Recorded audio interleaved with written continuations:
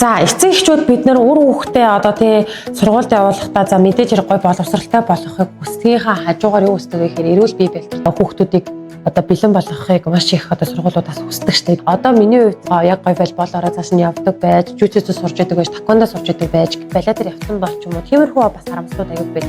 За тэгээд October London School-ийн хувьд бол энэ тал дээр бол маш гоё анхаарч ажиллаж байгаа. Яаж вэ гэх юм бол бид нар өөрсдөө урлагийн заалтай, бүжгийн бас хэсэгтэй. За тэгээд балет, таквондо, жүжигчд хүүхдэд хэрэгтэй тэр бүх туртай сонирхсан дугуулсан сэхсүүд манай дээр одоо үнийн төсвөртэй багтсан буюу үнгүү дагалдаж одоо сургууль дээрээ суралцах боломжийг олгож байгаа. Энэ юу гэсэн үг вэ гэхээр хамгийн эхлээд бид нар мөнгө санхүүгээ хэмнэж байгаа, 2 цаг хугацаагаар хэмнэж байгаа, 3 хүүхдтэй одоо олон тийшээ ингэж яваад байж олон хүрээлт авахгүйгээр сэтгэлзэн дарамт авахгүйгээр сургууль дээр ангийнхантайгаа илүүхэн олноороо санаа зовхгүйгээр тэр зүйлсүүдийг суралцах бүрэн боломжтой болж байгаа гэсэн үг баггүй юу? Тэр яг одоо хүүхдтэй та сонирхож байгаа юм бол хэрвээ чи өөрөө үзэж байгаа юм бол яг одоо энэ бичлэгийн доор нэг гэвэл дэж бид нар талгүй илүү дэлгэрэнгүй мэдээлэл явуулъя. Тэгэхээр бас хэд их хичээлээр шахсан биш спортлог эрүүл мэнд бие хаагаа боддог сургууль дээр хамтдаа суралцгаая. Бүгдэнд нь амжилт хүсье. Спортлог байгаарай баярлалаа. Octolearn London School.